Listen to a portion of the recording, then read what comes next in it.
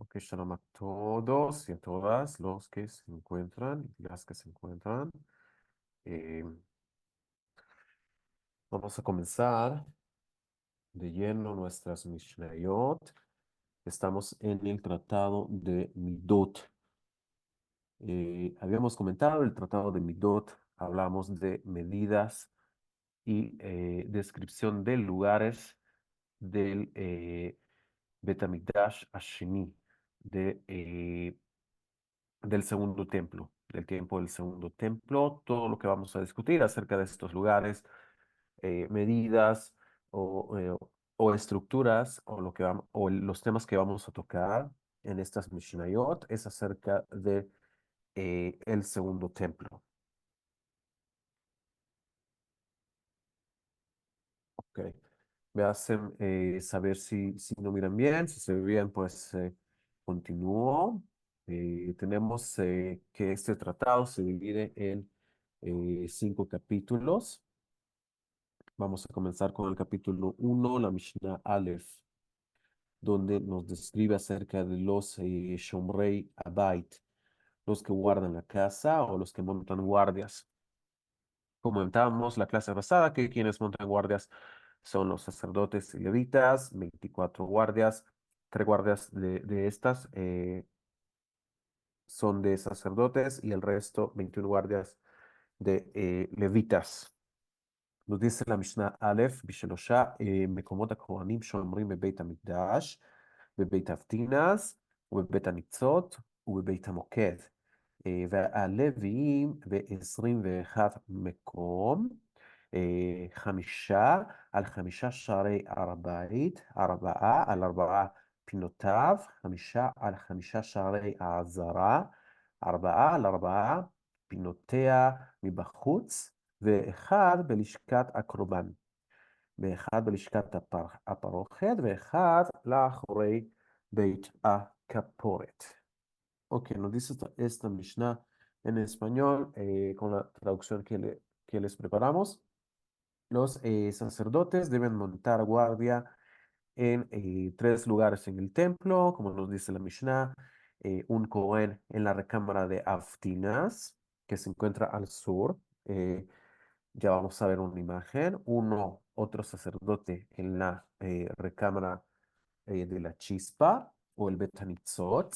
Nitzot es chispa en hebreo.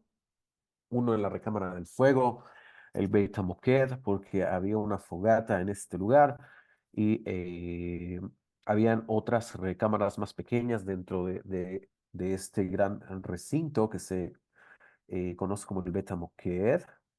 Y los levitas deben hacerlo en 21 lugares, 5 en las 5 puertas del monte del templo. Recordemos que eh, dentro de la armonía donde estuvo el templo, tenemos que hay puertas del monte del templo y también tenemos puertas del edificio mismo del templo.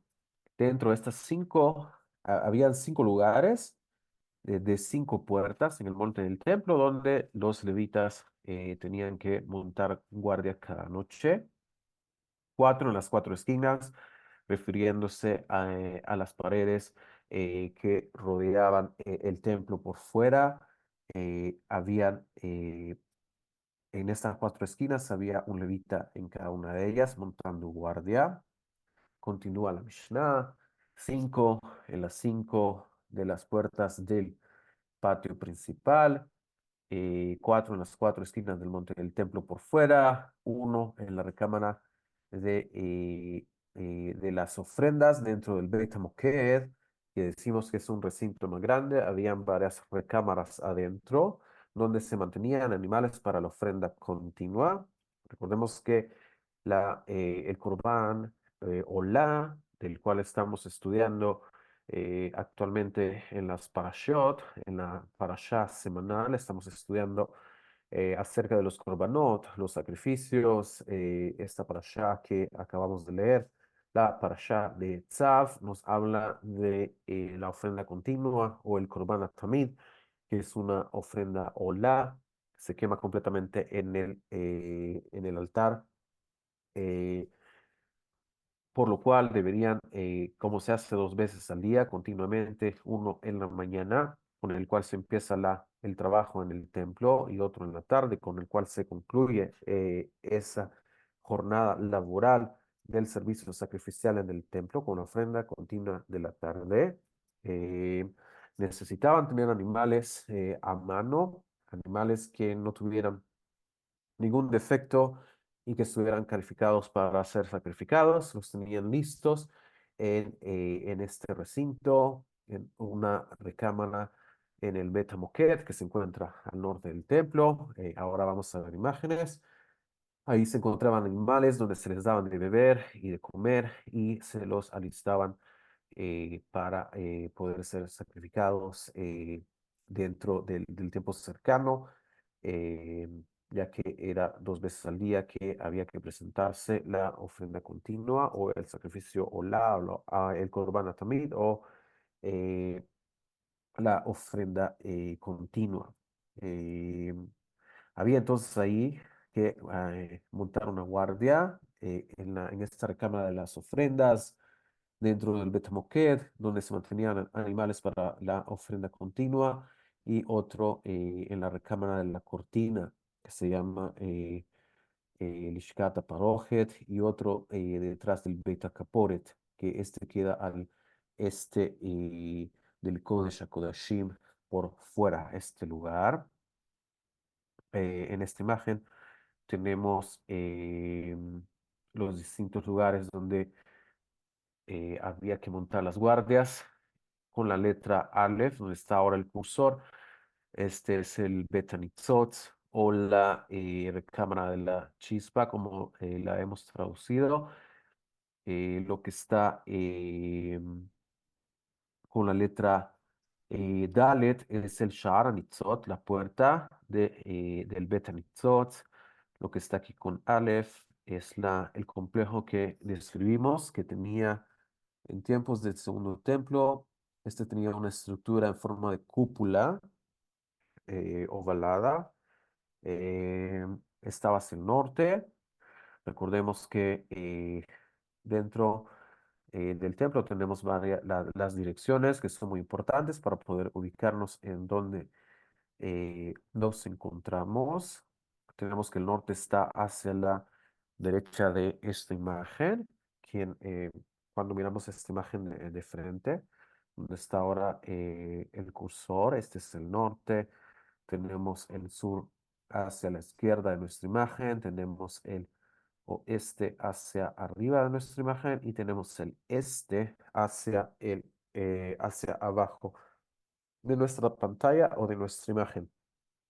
Recordemos, como hemos estudiado en clases anteriores, el eje principal del templo de Jerusalén es desde el este hacia el oeste, teniendo en cuenta el principio que siempre recalcamos: la Shejina se encuentra en el Ma'araf, que es el oeste, y el eje principal del templo es de este a oeste, y esta es la dirección en que, habiendo templo en Jerusalén, en el Arabait, esta sería la dirección en que usted, si de reconstruirse un templo, esta es la dirección en que usted tendría que dirigir sus rezos, en dirección hacia el oeste, en dirección al Kodesh HaKodashim, donde estaba el lugar santísimo, donde estaba el arca de la alianza, el Aron HaKodesh, y ahí es donde reposa continuamente la presencia divina, la Shekhinah, y desde este lugar es de donde se expande toda la luz, todo el Shefa, toda la bendición hacia afuera, hacia el este.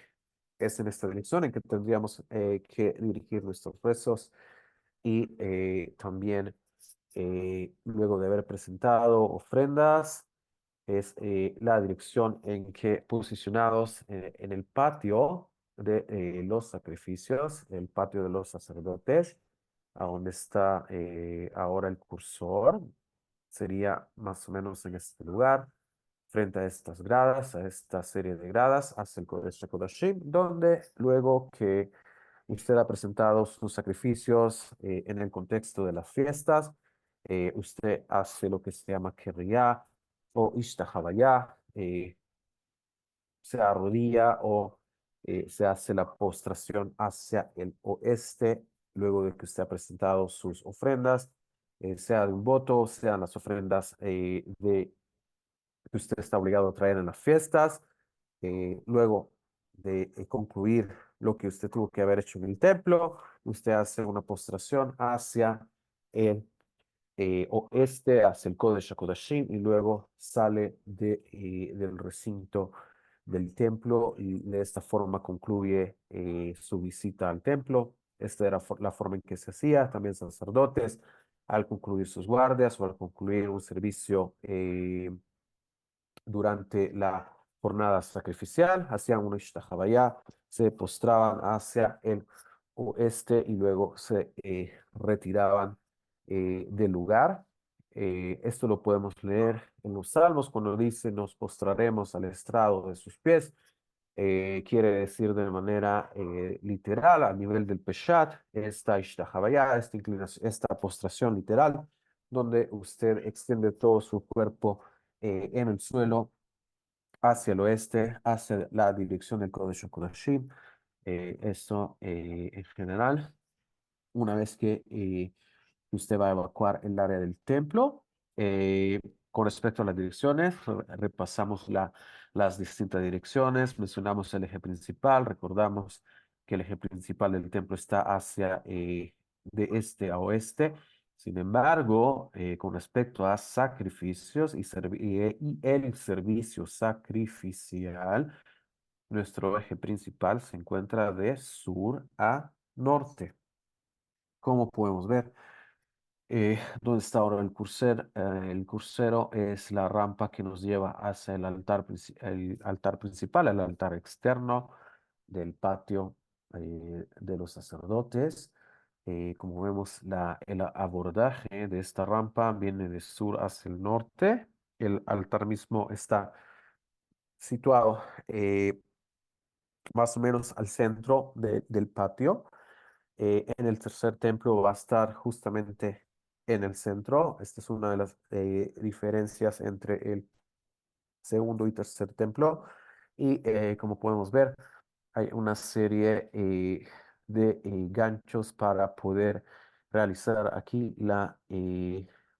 el faenado de los animales y el recibimiento de la sangre, que es el primer paso. Una vez que se ha hecho la shejitá del animal, se recibe su sangre y recordando que la sangre de los Kodshei Kodashim, que son el grupo de sacrificios que tiene mayor santidad, el faenado de estos animales sucede en el norte y ahí es donde se recibe su sangre en la parte norte del patio de los sacerdotes.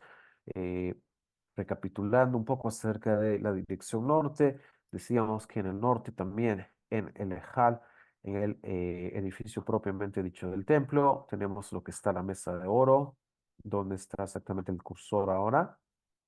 eh, la mesa de oro donde descansaban 12 panes que estaban dispuestos en dos pilas de seis cada uno, con un incienso que había en un cucharón en medio de ellos y seis panes, dos pilas de panes en la mesa. Ahí descansaban toda la semana y eran cambiados el día viernes, cuando también se cambiaba la guardia sacerdotal.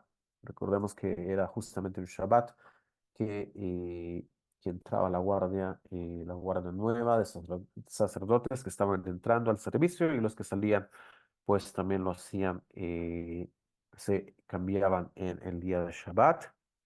Con respecto al norte, tenemos que en dirección al norte tenemos la mesa, tenemos el Betamoked, que es este complejo que dijimos, tiene varias recámaras dentro de él.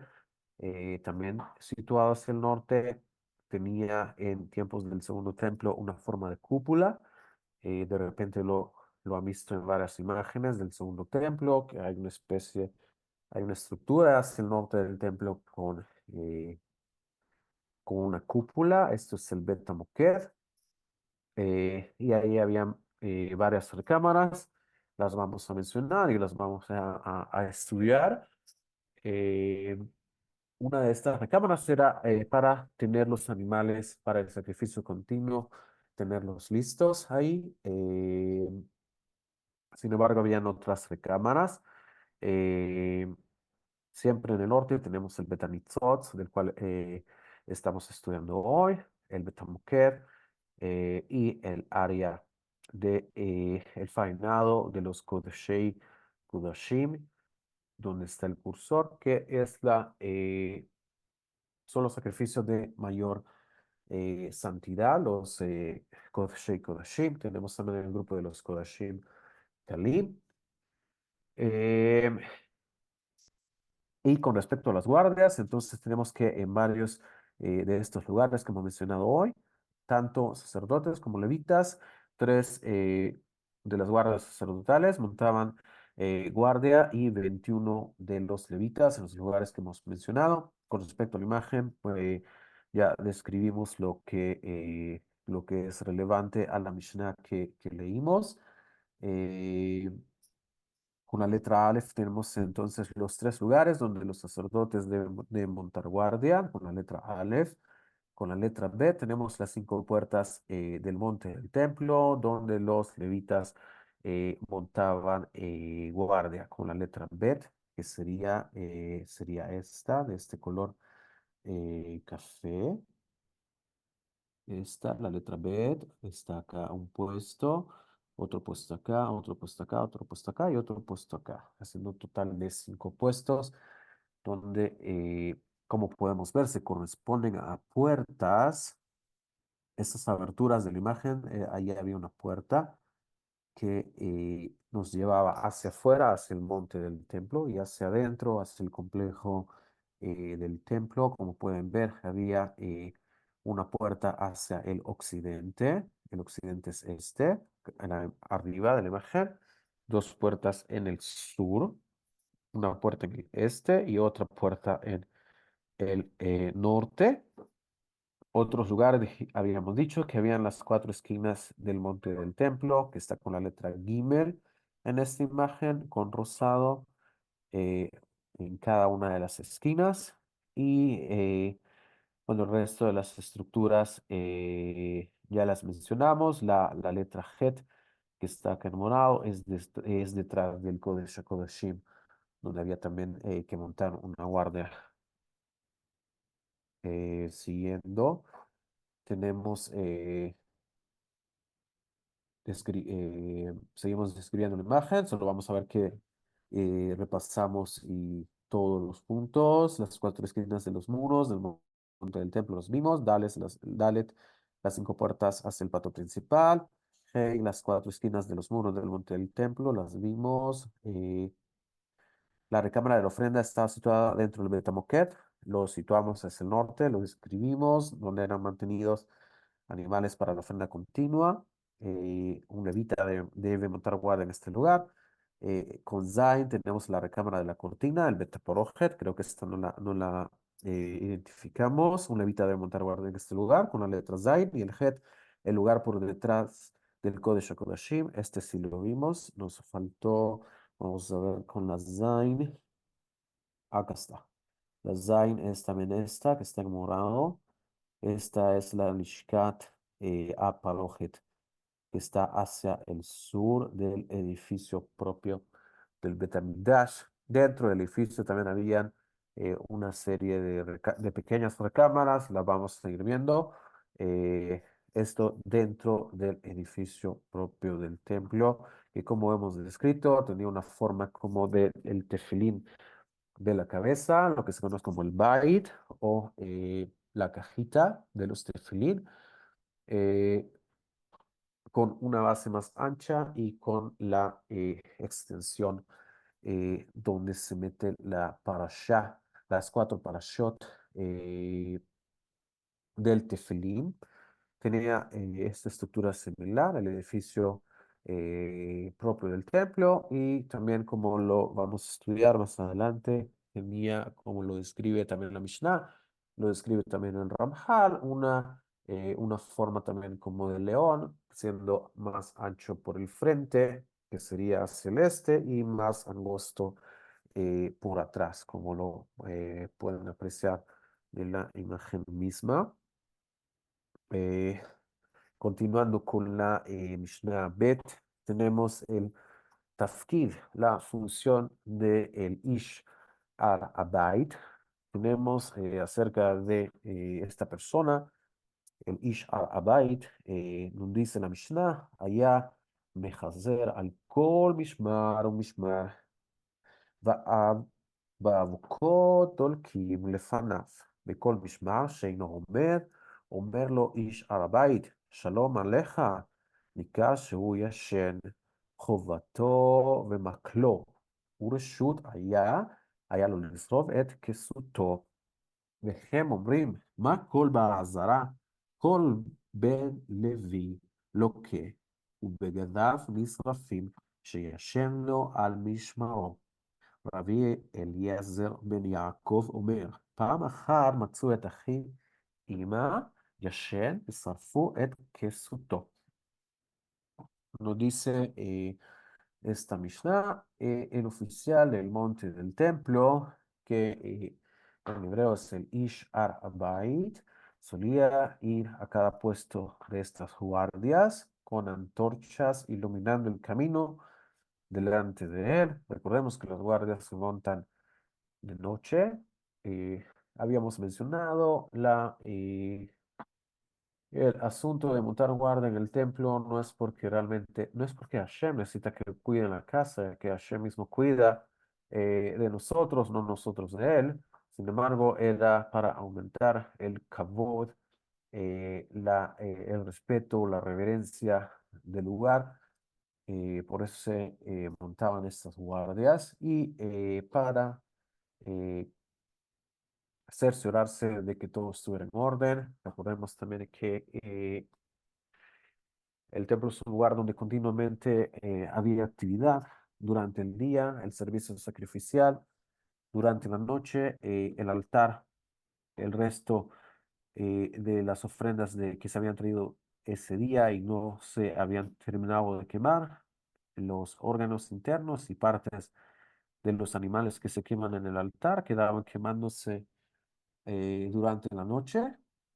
Esto con respecto al altar, con respecto a todo lo demás, había que hacer preparativos para el siguiente día, había que hacer también limpieza del suelo, del patio, ya que, como sabemos, había mucha sangre y miembros de animales eh, que se llevaban de un lugar a otro en el área del patio de los sacerdotes. Recordemos también que con respecto al patio es un lugar donde eh, está prohibido sentarse o descansar.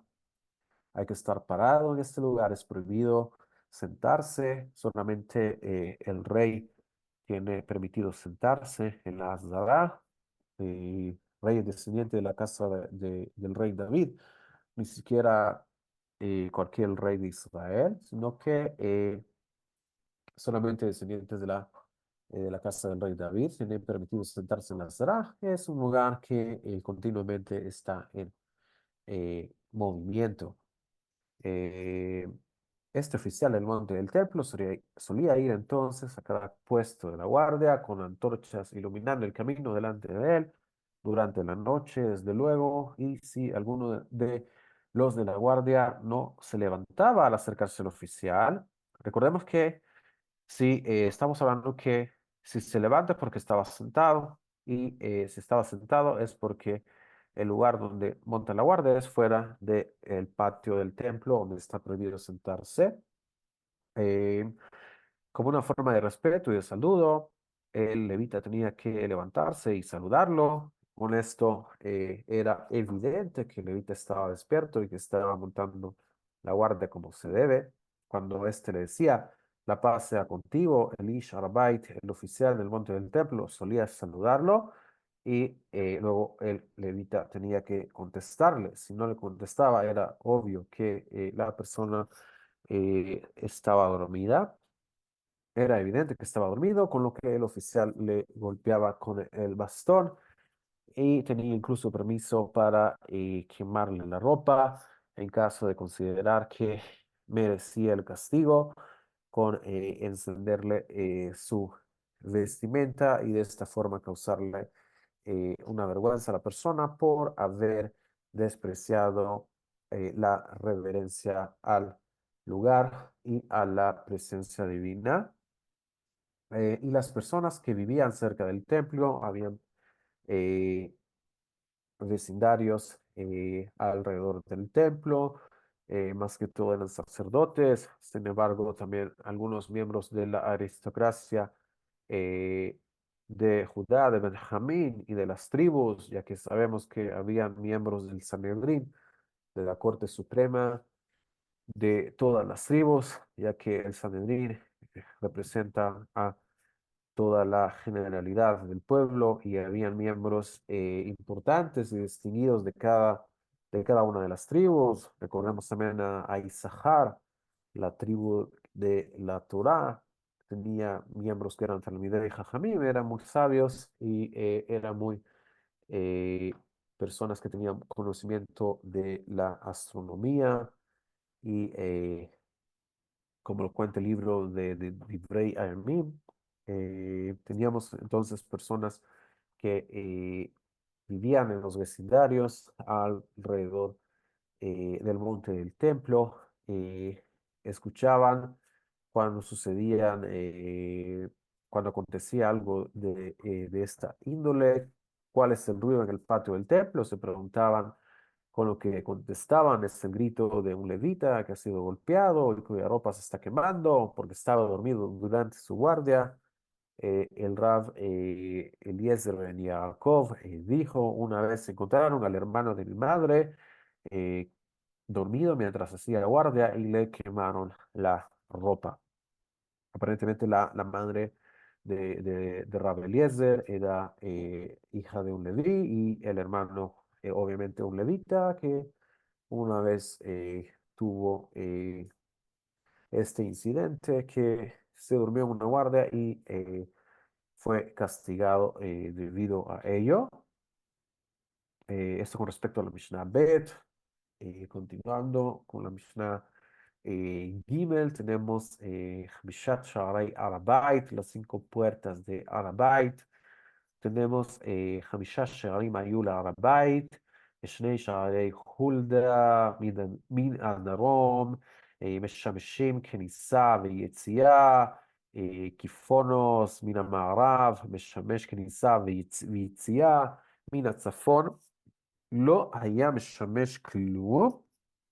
שער המזרחי עליו שושן אמירה צורה, שבו כהן גדול השורף את הפרה, ופרה וכל מסעדיה יוצאים להר המשחה. Nos dice, hubo 5 puertas en el monte del templo, las 2 puertas de Hulda en el sur, las vimos en la imagen anterior, se usaron tanto para entrada como para salida hacia el templo. La puerta de Kiponos en el oeste se usó tanto para entrada como para salida. La puerta de Tadi en el norte no se usó en absoluto, al menos para uso público durante las fiestas o en los días de semana. No era de uso público esta puerta, la puerta de Tadi hacia el norte, sino que había que utilizar el resto de puertas que se encontraban al oeste, al sur y al este. La puerta oriental, dice, era una imagen de Shushan, capital del imperio persa, y a través de la cual el sumo sacerdote que quemaría vaca la vaca bermeja misma, la vaca roja y todos los involucrados en su procedimiento saldrían hacia el Monte de los Olivos, donde el procedimiento era llevado a cabo. Recordemos, como mencionamos en las clases de la vaca roja, que el Monte de los Olivos desde el templo queda hacia dirección este, y era en esta dirección que tanto la vaca como los sacerdotes, como los miembros de la corte que salían en el cortejo de, del servicio de la vaca bermeja, todos salían en dirección hacia el este desde el templo. En una estructura, en estructuras arqueadas que las describimos, que tienen varios niveles para evitar contaminarse en caso que hubiera alguna tumba o algún residuo eh, de un cadáver, y para evitar contaminación, impureza ritual, caminaban sobre esta estructura hacia el monte de los olivos, que en la Mishnah lo describen como el Shemen, el Shemen, el monte del aceite. Eh, con respecto a esta dirección, tenemos también que es hacia esta dirección también que la Shejinah se exilió, como lo describe el libro de Ezequiel, en dirección hacia el este salió la Shejinah, también hacia esta dirección, hacia el este, es la dirección que antiguamente estuvo relacionado a la tierra de Israel, el imperio persa, en esta dirección, y vemos que incluso hoy en la Mishnah se le relaciona a esta puerta oriental con Shushan, la capital del imperio persa. Sabemos que hacia esa dirección, desde la tierra de Israel, se encontró históricamente el área tanto de Babilonia como de Persia, estos imperios antiguos que conquistaron toda la región antigua de la Mesopotamia. Posteriormente vinieron los griegos, que se expandieron todavía más. Luego vinieron los romanos, que todavía se expandieron mucho más. Eh, Sin embargo, la relación de esta puerta se le relacionó con Shushan, la capital del imperio persa, recordando también que fue durante el tiempo de este imperio que todo el periodo de reconstrucción del segundo templo y el, el regreso de los exiliados, no de todos, pero en una parte de los exiliados de Babilonia durante este periodo de 70 años, regresaron durante este tiempo al cumplirse los 70 años, como había profetizado el profeta Jeremías, que se conoce como el Naví Jormán, el profeta de la destrucción, ya que él fue el profeta principalmente, desde luego que hubo otros profetas, sin embargo, el principal de todo el asunto de la destrucción y de las advertencias de la destrucción del templo, y vivenciar también el exilio. Él mismo lo vivenció, él fue el profeta Eliyahu, si bien tenemos otros profetas que también estuvieron involucrados, como el profeta Isaías. Tenemos que principalmente el profeta Jeremías se le conoce como el Naví Jorban, el profeta de la destrucción, relacionado con la destrucción del primer templo. Eh, Esta imagen es la misma imagen que habíamos descrito en la primera Mishnah. Solamente repasamos lo de la letra Bet y lo de las 5 puertas del monte del templo. Habíamos descrito las puertas de Hulda. Hulda también fue una profetisa que desempeñó un papel importante. También en tiempos de Hulda, ella también aconsejó guardar con tiempo los instrumentos del templo, los utensilios del templo. eh, Fue en tiempos también de la profetisa Hulda, y debido a ella también adquirieron estas 2 puertas el nombre de las puertas de Hulda hacia el sur. La puerta hacia el occidente, una tan sola puerta, otra puerta celeste, que es la puerta que relaciona esta Mishnah con la capital de Shushan del imperio persa, y la puerta hacia el norte, donde está ahora el crucero, que es la puerta de Teddy, la puerta que decimos que no era de uso público. Las 5 puertas del Monte del Templo son estas, las 2 puertas de Hulda, hacia el sur la puerta de Kiponos, hacia el occidente, que es esta donde está el crucero, la puerta oriental y que da hacia el Monte de los Olivos. Como sabemos, hacia el este del templo es donde se encontraba el Monte de los Olivos, que es el lugar donde se hace el ritual y el procedimiento de la vaca roja. Recordemos que no podemos ingresar al templo sin haber recibido la aspersión de agua de ceniza de la vaca roja con agua consagrada para el servicio. Es un procedimiento obligatorio que todos tendríamos que pasar antes de ingresar al templo y es por eso que este procedimiento se hacía fuera del templo en dirección hacia el este y ahí también, como estudiamos en las clases de la vaca roja, se mantenían cenizas de la vaca roja también en este lugar y también dentro de ciertos lugares en el templo se mantenían cenizas de la vaca roja. Sin embargo, es antes de entrar al complejo propiamente dicho del templo que había que recibir la aspersión de esta solución de cenizas de la vaca roja con agua.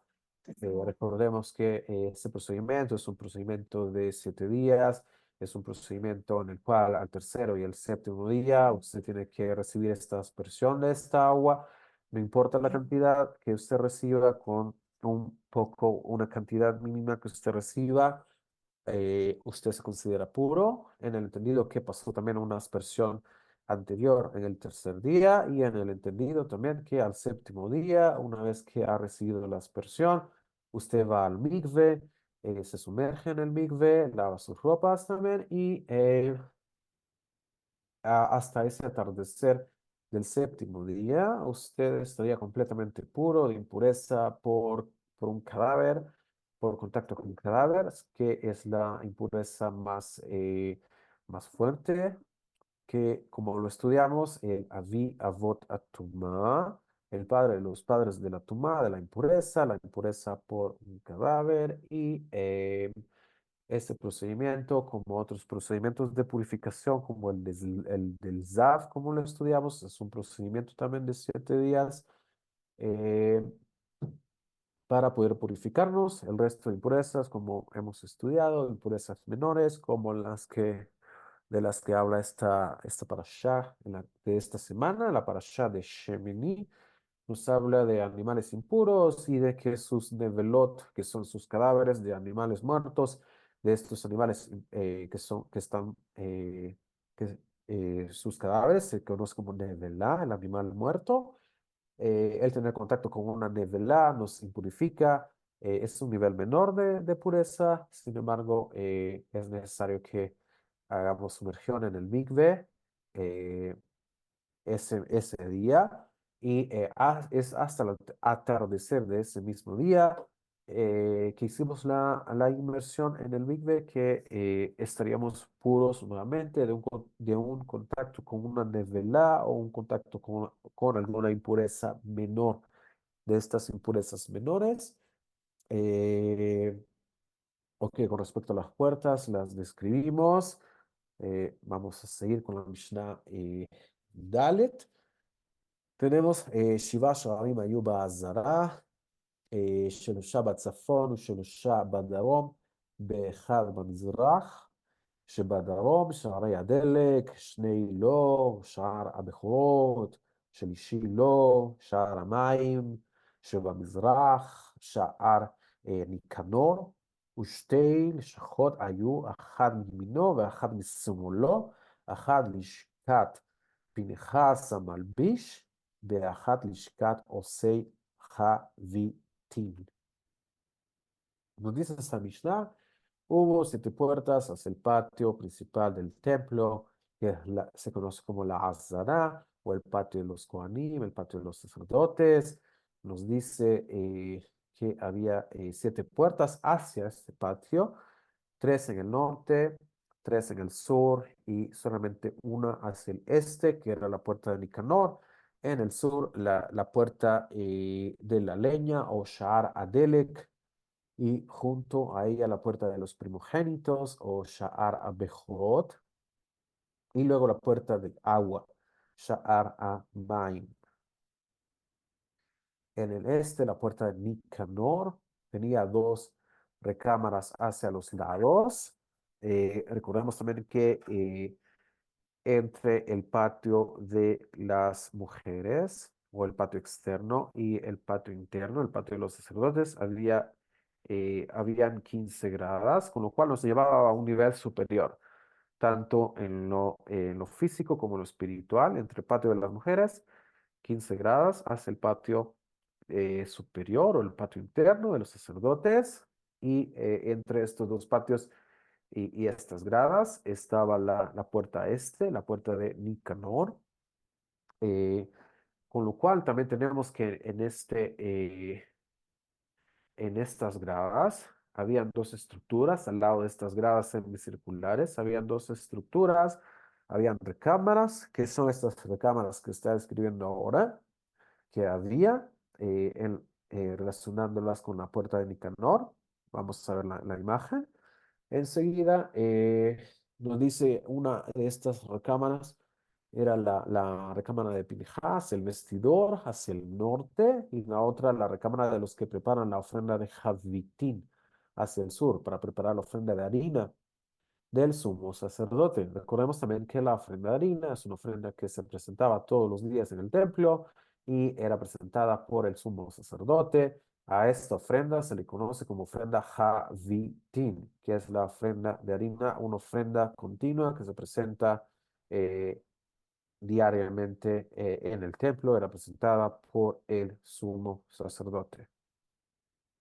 Eh, las siete puertas hacia el patio principal del templo o la Zara. Tenemos con la letra Aleph, Sha'ar Adelek, que es esta donde está el cursor, con la letra Aleph, la Bet, la puerta de los primogénitos, o Sha'ar Abbe Jurot. Gimel, la puerta del agua, o Sha'ar Amaim, con Dalet, la letra Dalet acá en medio hacia el este, la Sha'ar Nicanor, la puerta de Nicanor, que era una puerta de cobre con una historia muy peculiar, ya que había sido mandada a hacer en Alejandría, y para poder traer esta puerta, recordemos que era una puerta, tiene dos partes que se abren, una puerta de cobre. Podemos imaginar el peso que tenía.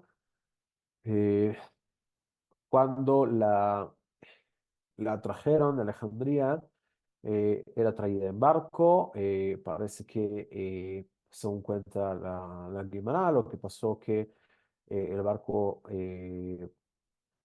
estaba en peligro de naufragar, y debido a que el peso de estas puertas era mucho, tuvieron que tirar una de estas puertas hacia el mar.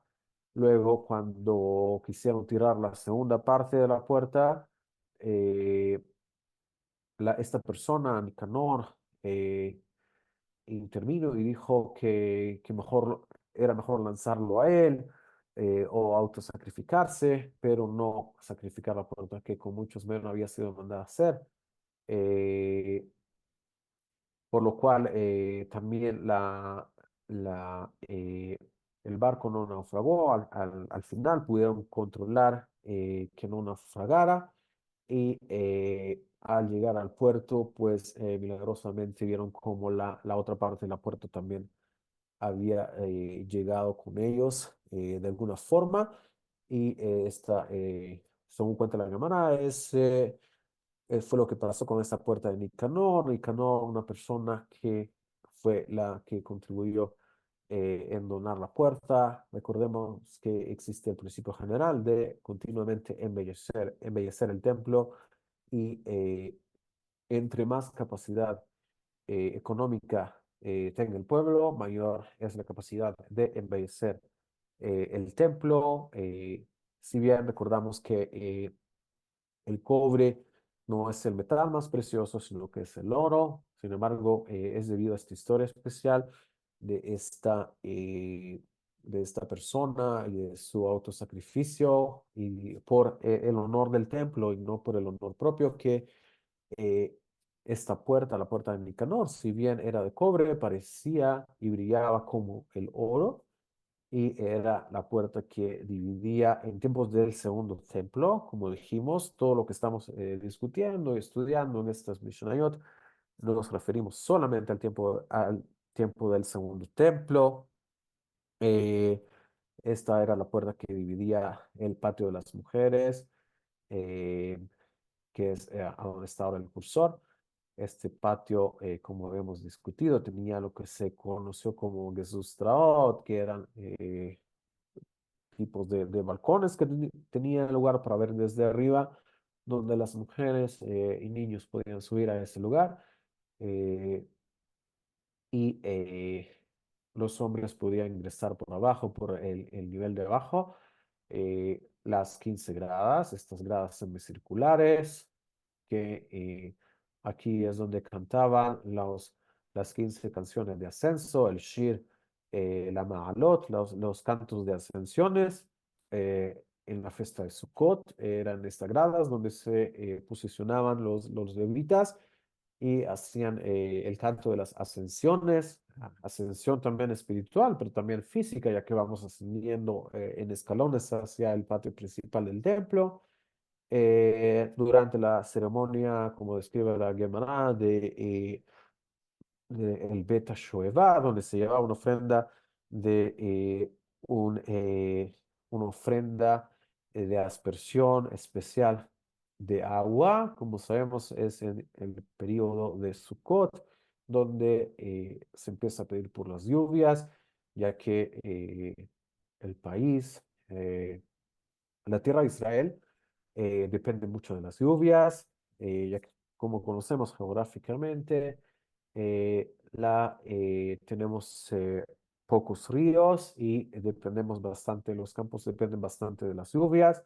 Era en este tiempo de Sukkot que se empezaba a pedir por las lluvias que cayeran a su momento propicio. Eh, bueno, la puerta del Nicanor con la letra Dalet, decíamos, hacia el este. Describimos las puertas que están hacia el sur. Y a ver qué más nos faltas. Las recámaras, la recámara de Pinhas, el vestidor, Pinhas Amalbish hacia el norte, y donde los sacerdotes guardaban las vestimentas para el servicio. Sería una recámara que queda aquí a este nivel, donde está el cursor, una recámara que tenía una puerta por este lado, por el patio de las mujeres, hacia el norte, sería esta, y la otra recámara hacia el sur sería esta, entrando por una pequeña puerta que se encontraba en el patio de las mujeres. Esta sería la recámara donde se prepara la ofrenda de Jadmitín, la ofrenda de harina del sumo sacerdote, al sur de la puerta de Nicanor. Eh, para preparar la ofrenda de harina diaria que debe traer el sumo sacerdote por la mañana y por la tarde, el Shahar Nitzot, la puerta del Nitzot, la recámara de la chispa, la puerta de la ofrenda y la recámara del fuego, del Betamoquet, serían todas estas hacia el norte, todas estas que escribimos ahora, el Betanitzot está acá, también está aquí el Sharanitzot, que son las puertas que acabamos de describir. Aquí está el Shar del Betamoked, había una puerta hacia todo este complejo que describimos que es el Betamoked, que tenía una estructura de cúpula por arriba y estas serían las puertas que llevaban hacia el patio principal, el patio de los sacerdotes o lo que se conoce como la Azara. Eh, bueno, Be'ezrat Hashem, la próxima clase seguimos con la Mishnah Hey y continuamos el estudio del templo. Si alguno de ustedes tiene alguna pregunta hasta ahora de lo estudiado. Sí, yo no me quedó claro, escuché mal, creo. Em, Nicanor, el que donó esa puerta, murió, Esta o persona no, eventualmente murió, sí, no sí. alcanzó a ver la puerta en el templo, puesta. Esta persona sí sobrevivió. Ah, sobrevivió, ya. Sí, sí, su puerta, la historia es una parte la lanzaron hacia el mar, son cuenta de Gemara. Como sabemos, era una puerta de cobre, era muy pesada, como que se esperaba naturalmente que la puerta se hundiera y se fuera al fondo del mar y no apareciera más. Eh, Cuando la embarcación llegó al puerto, aparentemente encontraron también a la puerta y pudieron entonces instalarla completa en el templo, donde, como estudiamos hoy, era la puerta que dividía el patio de las mujeres y el patio de los sacerdotes. Esta puerta era de cobre, como decíamos, pero según cuenta la Guemará, era una puerta que brillaba como el oro y por lo que, debido a esto, no la cambiaron posteriormente. Recordemos que en tiempos del rey Herodes se hicieron muchas reformas en el templo, eh, reformas arquitectónicas, ya que si bien el edificio fue embellecido arquitectónicamente, espiritualmente el pueblo fue en decadencia y había eh, lo que se conoce como Sinat Hinam, odio gratuito y había muchas contiendas entre eh, distintos grupos, incluso dentro del sacerdocio. Eh, la situación fue en decadencia hasta que el templo físico fue destruido. Como estudiamos y discutimos en clases pasadas, el templo del segundo templo ya no estaba la Shejinah, por lo menos de manera evidente, ya no había profecía. em, el segundo templo, como dijimos, era una estructura que no se correlacionaba a su modelo espiritual arriba, no como el primer templo que sí tenía una correlación, como lo estudiamos hace dos clases, con su nivel espiritual y el Mishkan también. Y también el tercer templo va a tener su correlación eh, de acuerdo a su modelo espiritual arriba, así también va a ser el edificio físico abajo. ¿Qué pasó con el segundo templo? Debido a que ya no había profecía, Ezequiel había profetizado acerca del tercer templo y nos había dado algunos detalles del tercer templo. Sin embargo, debido a la falta de más detalles, no se pudo lograr construir el templo con la estructura del tercer templo de Ezequiel, del profeta. Es debido a esto que tomaron del modelo que ya conocieron, que se conoció del primer templo del rey Salomón, y tomaron elementos de este primer templo, tomaron elementos del tercer templo, y así fue como se formó lo que conocemos como el segundo templo. Por no haber correlación completa y perfecta ni con el primero ni con el tercero, la Shejinah no podía estar en este lugar. Además que eh, la decadencia espiritual del pueblo ya se profetizó, había profecías, ya se habían recibido acerca de la destrucción del templo. Recordemos que la cuestión de la profecía, en caso de ser una profecía negativa, la cual tenga un contenido negativo, en este caso la destrucción del edificio del templo o algo que va a acontecer, un castigo, Hazbe Shalom, que va a acontecer, que la divinidad quiere traer y está queriendo traer al mundo debido a cierta falta que está cometiendo el pueblo. Esto es una profecía negativa acerca de esto, lo que va a acontecer si no sucede tal y tal cosa y se presenta una serie de requisitos en la profecía, si no regresan en Shuvah, si no dejan la idolatría, si no hacen paz con el vecino, etcétera, etcétera, etcétera. Si no suceden estas condiciones, entonces la profecía se va a cumplir. Esto en caso de una profecía negativa, es una profecía que se da, que es condicional, ya que tiene la condición de que se va a cumplir en caso que estos requisitos no se cumplan. Sin embargo, una profecía positiva es una profecía como las profecías de redención. Todas las profecías de redención nos dicen que a su tiempo Hashem va a redimir a su pueblo, Hashem va a traer justicia al mundo, Hashem va a hacer conocerse en todo el mundo, como lo dice el profeta Isaías. Hashem va a reunir a los dispersos de todo el pueblo de Israel, los va a traer nuevamente a la tierra, le va a traer la redención, va a traer al Mashiach, va a restablecer la casa del rey David. Todas estas profecías son profecías positivas, o sea que son profecías que no son condicionales de si usted hace o no. Desde luego con el Inyan y el asunto de la redención y de la Geulah, tenemos dos formas en que esto se está cumpliendo.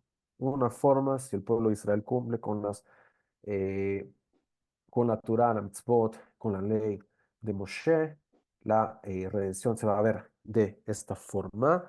Si no, entonces la redención se va a ver de otra forma. Es como ponerle a usted, ponerle dos puertas. Y yo le digo a usted, por la puerta A, usted va a llegar a la redención. Luego, atrás de la puerta A está la redención. Detrás de la puerta B está también la redención. Detrás de ambas puertas. ¿Qué sucede? Usted entra por la puerta A, sí, el pueblo cumple, Torah Mitzvot, y están en paz con Hashem. Por la puerta B, sí, no sucede esto. Tiene dos opciones teóricas, puerta A, puerta B. ¿Por dónde quiere usted entrar a la redención? ¿Por la puerta A o por la puerta B? Depende de su libre albedrío. Sin embargo, ambas puertas, la A y la B, llevan hacia el mismo lugar por caminos distintos, por puertas distintas simplemente. Eh, Esto con respecto a lo a lo del templo y la profecía y también con el asunto del Canor. ¿Otra pregunta? Muchas gracias.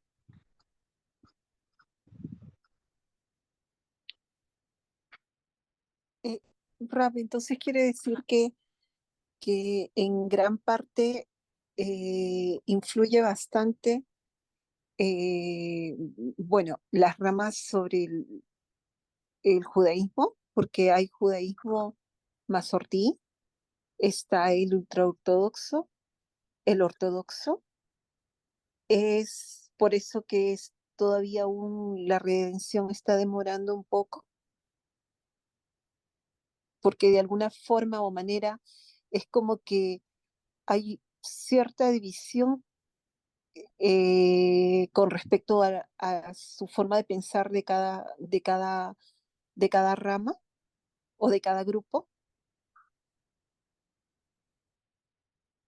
Sí, mira, la pregunta es bastante compleja. Una por el asunto de, eh, al menos desde la perspectiva nuestra como seres humanos, el ser humano siempre nos tenemos la tendencia de identificarnos con cierto grupo de personas que generalmente piensan similarmente a nosotros y tienen más o menos una cosmovisión similar a la nuestra. Esto con respecto también a religión o a religiones. Sucede también fuera del judaísmo. Dentro del judaísmo, como usted mencionó, tenemos distintas perspectivas de cómo se ve la vida y también cómo se ve el judaísmo y cómo la manera en que usted cumple con su deber hacia el creador. Existe algo importante, sin embargo, mencionar que la forma tradicional de observancia del judaísmo es lo que conocemos hoy como judaísmo rabínico, que lo heredamos de los Perushim, que era un grupo de sabios que interpretaban la ley de acuerdo a cómo la habían recibido tradicionalmente. Eh, Históricamente siempre hubo grupos dentro del judaísmo que tenían una perspectiva distinta, tanto hacia un punto de vista extremo religioso, como también existió en tiempos del Segundo Templo, personas que llevaban su observancia religiosa al extremo. Importante mencionar que históricamente estos grupos que siempre fueron extremistas, tanto de un lado como del otro, eh, estos grupos desaparecieron eventualmente. Ambos grupos, tanto los que llevaban la religión, la observancia religiosa al extremo, como los grupos que empezaron a interpretar la tradición rabínica de una manera distinta a la que tradicionalmente se recibió. Eh, Mencionar también que el asunto de etiquetas de ortodoxo, ultraortodoxo, ortodoxo, ultraortodoxo, masortí, etcétera, etcétera, es algo que al menos dentro de nuestro punto de vista como seres humanos, es algo que nosotros mismos hemos establecido y definido. Tenemos que ver también cómo el creador, el punto de vista del creador y cómo Hashem lo ve. Tomar en cuenta que Hashem conoce el corazón y no necesariamente se fija a qué grupo religioso pertenece usted, tampoco en su vestimenta, que usted vista de una forma determinada o de otra forma, son cosas externas. Lo que realmente importa en el servicio al Creador es lo interno y es lo que él ve, como dicen los salmos y también dice la Torá. Hashem es el que examina el corazón y conoce la intención de la persona.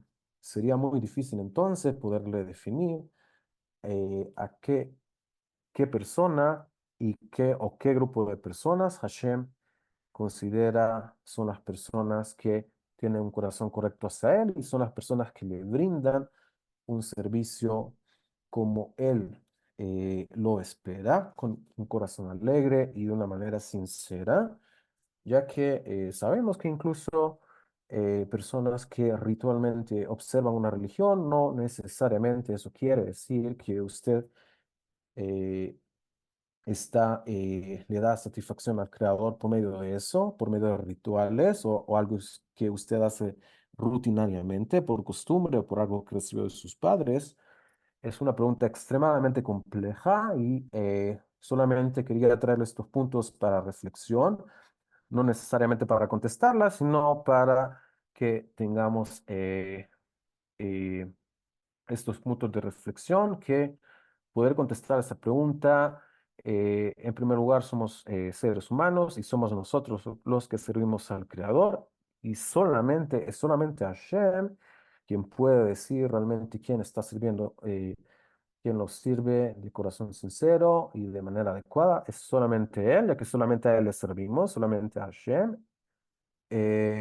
Sin embargo, le traigo esos puntos de reflexión, no necesariamente para contestar, ya que es una pregunta muy compleja, como para responderla con una sola idea. Y bueno, dejamos esos puntos de reflexión con respecto a esta pregunta. Gracias, More. Gracias, Gracias a ustedes por el tiempo y Besat Hashem, continuamos estudiando la próxima semana. Que todos estén muy bien, la Shekhinah los acompañe siempre y nos estaríamos viendo la próxima semana. Amén, amén.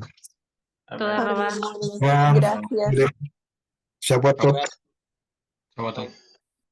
Muchas gracias.